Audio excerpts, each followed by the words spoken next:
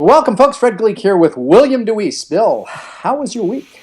It's good, Fred. Thank you for asking. By the way, a quick update. Last week, I was under 5,000, but as soon as we finished, as happened the last couple of weeks now, I had a project waiting for me, which took me up over 5,000. So Nice. I've been on a roll here for a while. This week, I concluded 4,105, 4,108.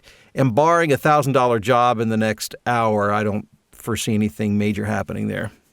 Got it. So let's take us back to Monday and see how that came about. Yes, Monday. I did some work for a company called Bivy. Is an internal piece. I've been doing a lot of employee benefits training because this is the season for the health savings accounts, as HSAs with flex spending and all that. So I did several of those this week. I did training for the National Automobile Quality Supervision and Test Center of Shenyang, actually is how they pronounce it in China. And then I played 7 characters for the Skyforge video game. I did that too. Yeah, I've done. Kyle just had an audition yesterday for Clash of Clans. Oh, did he really? Yeah. Oh, that's cool. That's a big game. Absolutely. The kids and mom play it. I don't. I barely know what that means. That's cool. No, I've heard of it. I don't know if Skyforge is that big. I don't know. You can ask him if he's heard of it. Yeah. They're based out of Russia. So you did all 7 voices? I did 7 voices, and I've done like 25 prior to this. So I've done a bunch for these guys. Wow. And they're they're not like main characters. They're like supporting, check on this, and hey, it's just real minor shifts of voice. It's nothing, people yelling in the background and that kind of stuff. It's goofy. It breaks it up, though. It's not. It does. It does. It was interesting, if nothing else. More Christina Malizia's area, which, by the way, now that we think about her, we have a program on character voices. If you're interested in character voices, VOCharacterSuccess.com. There you have it. Yet another plug slipped in slyly. Yeah, and by the way, while we're plugging, I've got to mention actually a couple things, and that is I'm doing an interview, a webinar with David Cicerelli, CEO of Voices.com. It's coming up on Wednesday, and I'll put the registration link down below in the description. It's free, but he's going to address, there's been a lot of controversy regarding how they pay talent, transparency between them and clients and voice talent. So anyhow, he's going to lay it all out for us. And just guessing, Mr. Cicerelli might be Italian. Could be. Could very possibly be.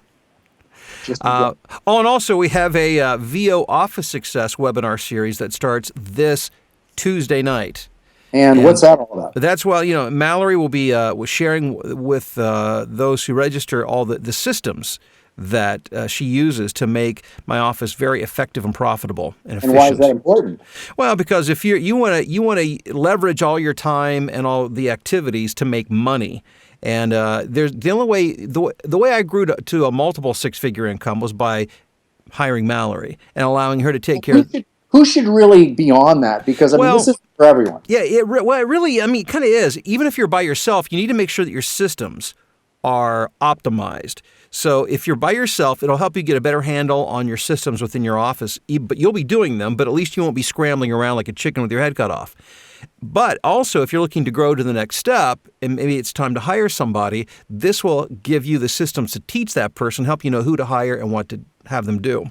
Got it. And when you first started, you were doing these systems yourself, and then you took Mallory on. If you can call them that. Yeah.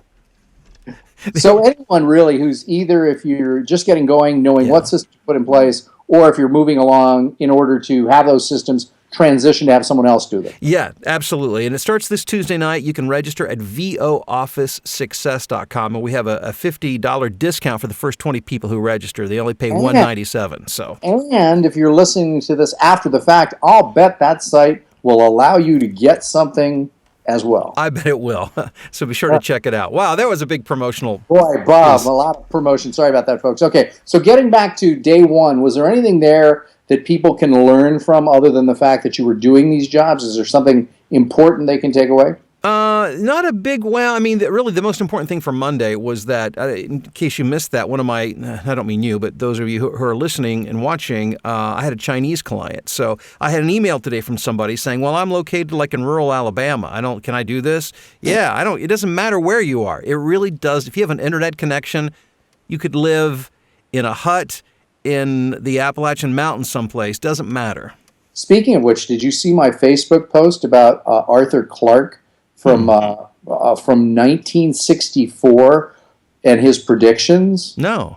Well, for those of you who are interested, if you go to my page, fredgleek.com on Facebook, or Fred Gleek on Facebook, you can friend me. But I put up a really interesting post that Arthur Clarke, who's a science fiction writer, did in 1964, talking about communications 50 years from then and what it would entail, and how he was saying, you're going to be able to be anywhere in contact and be in touch with and work from. It's unbelievable, prescient. Really? Unbelievable. I'll have to check that out. Very cool. Definitely check it out. So that's the Chinese client. The person in rural Alabama worrying about whether or not you can do work for them. The answer is yes, indeed. Absolutely. Yeah. Okay. What about Tuesday? Tuesday, I did a piece on how to migrate documents within a corporate environment. I did another piece for Facile, which they're a pharmaceutical company, about their health savings account, open enrollment. I did some more dog bite prevention for the government of Canada for their municipal workers. I did some thing for Tennessee game laws, those who hunt in Tennessee. Got it. And then a sleep aid commercial. Got it. So that was... with some of that dialogue from your earlier work, was it kind of very biting? One could say that. Yes. Yes. Just checking. I'm here for comic relief, folks. And so again, on Tuesday, then, is there any? Are there any pearls of wisdom that our listeners / watchers? Yes. One of my clients was a new client on Tuesday that I got through a pay-to-play website, specifically Voice123. And one of the ways that I keep getting new clients, and it makes it easier for me, is that I have optimized my pay-to-play presence. There's some strategies that I've utilized that I get a number of private auditions over the course of a week. Literally, there's hardly a day that goes by that I don't get 2 or 3 or more audition opportunities, where somebody, not cattle call auditions, but where somebody says, Bill, we listened to your demo and we like it. Could you please read this for us? And as I recall, your percentage of closing rate on the cattle calls is 10%, but on private it's about 20%. Yeah, it's actually a little more. It's closer to 25 or more. Yeah.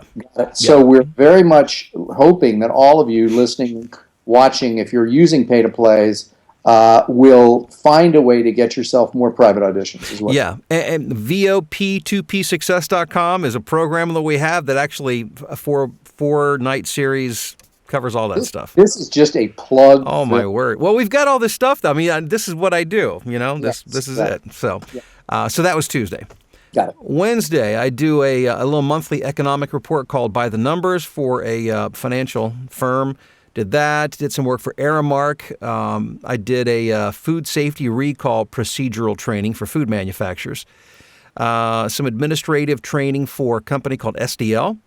I did some more flex benefits training. I think I had like 3 projects that revolved around, flex and all that stuff. And then also assessing agricultural water safety. Did that on Wednesday. Now that's a page turner. That is a page turner, I'm sure. It was a long one. After we're done with the podcast, I have some things to tell you about the stock market, which I don't want to talk about here because I'm definitely not going to give advice to the general public. Only to your closest of friends. My closest of friends, so I can spend money. And then on a Thursday, let's see, HSA, that's what, I think that's more of that, that training there. Did some CAD software training. My Chinese client that I had earlier in the week came back to me with another project, but this is interesting. It's a Chinese client, but their client that I was doing the work for was an American client. So a Chinese firm was able to land an American client. Yes. Wow. I think that I want that looked into by the federal government. Check that one out. Well, all I know is they paid me to do the job, so I was very happy to take their money. But I mean, it truly is a global economy. It's a beautiful thing. I love it. It's wild. It's wild how you can have a Chinese client with an American. They're representing an American firm, or vice versa, and it's just it's interesting. Yeah. I did a thing for Mercer, explanation of employee compensation, and another piece on agricultural water usage. Wow. I actually worked for an agricultural radio station for 7 years, believe it or not. Yeah. In the hills of Iowa. WRFD in Columbus, Ohio. Yeah. And then today, it's been, moderately busy day. I did some stuff on engineering processes. Generic cloud computing concepts was another. I learned so much. I just secured and actually just finished a project for a new client. So once again, 2 new clients this week, which is always my goal, that I got through pay to play through a private audition. And for a thing called the Chrysalis Center, they help the poor in New Hampshire. It's like a food distribution. They may do more than that too, but I did a really nice piece for them. So I literally just finished that before we talked. Got it. So now one of the things that is interesting to me is, in addition to taking and getting these new clients, which is one of the goals we have for everybody listening or watching, one of the things that I think people might be struggling with is, frankly, the boredom sometimes associated with doing the work. Yeah. Would you not agree? Absolutely. Yeah, this is not about that. And this is, if you think being a voiceover talent is about doing, edge of your seat stuff all day long. Well, I mean, it isn't for me. I can't speak for everybody else, but and I know obviously hundreds of people, and it isn't for anybody that I know. You occasionally get that stuff, but this is the bread and butter of voiceover. This is how you make your money. Now, for me, maybe I don't know if I'm just particularly wired well for this, but I enjoy it. I like the solitude. I love just to sit here and read and kind of learning as I go. I like it. It appeals to me very much so. And it appeals to you because you're not surrounded by a lot of people. You're frankly not a super extrovert, I would say. I'm not by any means. And I've worked and led teams all throughout my employment life, but this is a really nice, I'm enjoying this part of my life. I like sitting in this 3x5 cubicle. I like it. Now, and depending on your personality type, you may need to get up and take more breaks more often. And so you have to, when I first started doing this work, I'll be honest with you, it was hard. It was really hard because you feel really isolated. I've been doing it for 10 years now, so I've adjusted pretty well. And I enjoy it. But I have to take breaks, and I have an assistant with Mallory here, so we talk, and we're able to gather around the water cooler every now and then, a few times throughout the day. Yeah, now the one thing we should sort of tease people about is we're getting close again, almost into the month of November, and people should be looking for information regarding something happening on Black Friday. Oh my goodness, Fred. It's our biggest sale of the year, and there's always a ton of interest. And the reason is because we put together a really big package for not big money. It's like a lot of information. We bundle a bunch of stuff at a really, an incredibly great value. Yeah, and so we're working on that right now. Yeah, so people should be watching their email boxes and watching everything that we do, because that really is the best deal of the year, and we try and tag it along with what everybody else does on the retail sector. Yeah. So it's huge, and a lot of people, they save their pennies for this time to buy this big package. Given the fact that we're getting into political season, do you do any, have you been asked to do any voiceover work for various politicians? I've done a number of things over the years. I'm trying to remember, I don't think I've done any this year. Did I tell you I did Mitt Romney thing a few years ago, back when his first original, when he was trying to get the Republican, and it was actually like a 2-minute piece. It was pretty cool. Well, I was pretty excited to be a part of something that had such a large platform. But I do a lot of regional and local political stuff, but not this year. Brings up an interesting question. Again, are there people that you wouldn't work for because of a difference in beliefs? No. Bill DeWeese, mercenary for hire. No, and that's, and there are things that I've turned down, like strip clubs. I don't want to do that. But in terms of politicians, no, because, I believe in the system. Yeah, they're all liars anyway. And they're what?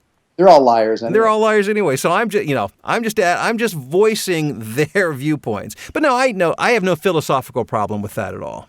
Got it. And I guess there's certain people, for example, I bumped into a guy the other day at church who had refused, he's a stuntman, and refused work that was substantial, like $3,500 in work for the week, because it didn't, it conflicted with his values. Yeah. And I certainly respect anybody who does that, but I understand that, there's things where there really isn't a moral definition of something that will violate principles. So Yeah, and I often get asked, well, what if I get asked to do something I don't want to do? Well, you don't do it. I mean, it's not overly complicated. You just say, yep, nope, thank you, but no thank you.